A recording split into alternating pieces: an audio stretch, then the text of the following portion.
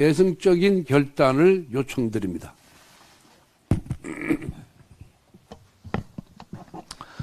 이재명 방탄 입법에 대해서 다시 한번 말씀드리겠습니다.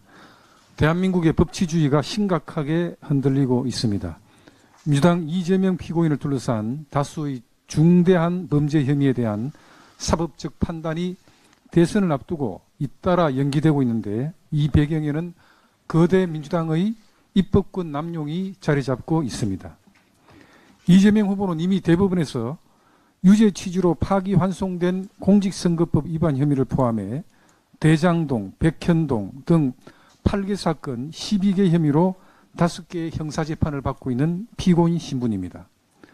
그러나 민주당은 이재명 피고인의 사법 리스크를 덮기 위해 이재명의 허위사실 공표, 거짓말이 범죄가 되지 않도록 하는 공직선거법 개정을 강행했습니다. 혹여나 이재명 피고인이 대통령에 당선될 경우를 대비해 이재명의 형사재판을 모두 중단시키는 형사소송법을 강행 처리했습니다. 이재명 피고인을 위한 전대미문의 위인설법이자 방탄특혜 입법으로 국회 입법 권한을 남용한 비열한 자기보호수단에 불과합니다. 이것도 모자라서 이제는 사법부를 압박하고 헌법기관인 대법원장을 정쟁의 도구로 삼으려는 시도까지 벌어지고 있습니다. 민주주의 근간인 상권 분립을 정면으로 위협하는 중대한 사안입니다. 민주당과 이재명 피고인에게 촉구합니다. 지금 즉시 비열한 위인설법 입법 강행과 사법부 장악 시도를 중단하십시오. 그것이 민주주의를 지키는 최소한의 책임이며 진정한 공당의 자세임을 명심하기 바랍니다. 법 앞에 평등하다는 원칙은 국민 누구나 예외 없이 적용되어야 하며 대통령 후보라고 해서 결코 특권이 되어서는 안 됩니다. 국민 여러분께 호소드립니다. 국민 여러분의 한 표 한 표가 무너져가는 법치를 되살리는 힘입니다. 대한민국의 미래를 지키는 투표, 이번 대선에서 반드시 행사해 주시기 바랍니다.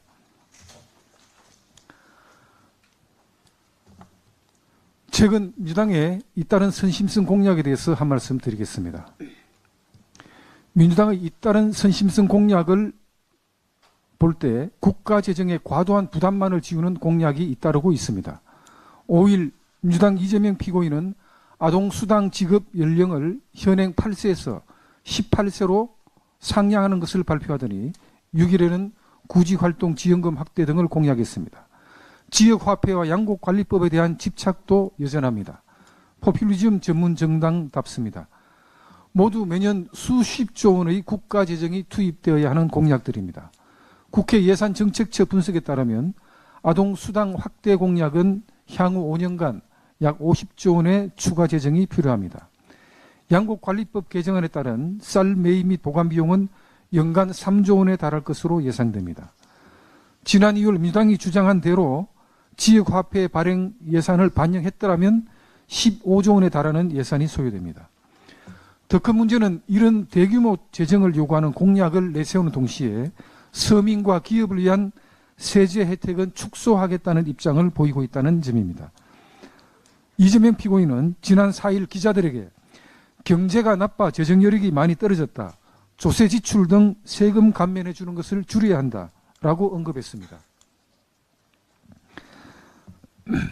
민주당의 재정 상황의 어려움을 알면서도 선심성 공약으로 표심을 노리는 이러한 행태는 정작 민생에 실질적인 도움을 주는 조세 혜택은 줄이고 막대한 예산이 소요되는 포퓰리즘 정책을 확대하려는 것입니다. 이재명 피고인과 민주당은 국가 재정을 개인의 용돈처럼 오용하고 있다는 비판을 면하기 어려울 것입니다. 지금도 국가 채무가 1200조 원이 넘고 GDP 대비 국가 채무 비율도 2016년 34% 수준에서 문재인 정권 4년 차인 2020년 40%를 뛰어넘어 23년 46.9%에 달하고 있습니다. 이처럼 심각한 재정 상황에도 불구하고 민주당은 미래 세대에 대한 책임감 없이 오로지 집권만을 위한 포퓰리즘 공약만 남발하고 있습니다. 이재명 피고인과 민주당은 국가 재정을 개인 용돈점으로 여기는 착각에서 즉각 벗어나길 촉구합니다. 국가 재정은 특정 정당의 정치적 목적을 위한 용돈이 아니라 국민 모두의 삶과 미래를 지키는 공동의 재산입니다. 짤막하게 한 말씀만 더 드리겠습니다. 예금자 보호법 시행령 개정 발표 관련입니다. 지난 7일 금융위원회는 올 9월 1일 시행을 목표로 예금자 보호 한도를 기존 5천만 원에서 1억 원으로 정해가는 예금자 보호법 시행령 개정 절차에 착수한다고 발표했습니다. 국민의힘은 이러한 국민적 요구를 반영하기 위한 총선 공약으로 지난 총선 때 예금자 보호 한도를 1억 원으로 상향하겠다고 약속드리고 공약 실현을 위해 최선을 다해왔습니다. 학계와 전문가들은 이번 보호 한도 상향을 통해서 예금자 보호 강화, 금융권에 대한 저축률 증가, 금융기관 재무 건전성 제고, 소비자 후생 확대 등 다양한 긍정적 효과가 기대된다고 평가하고 있습니다. 정부는 모든 국민이 예금자 보호 한도 상향 혜택을 체감할 수 있도록 세심하고 철저한 준비를 해줄 것을 당부드립니다.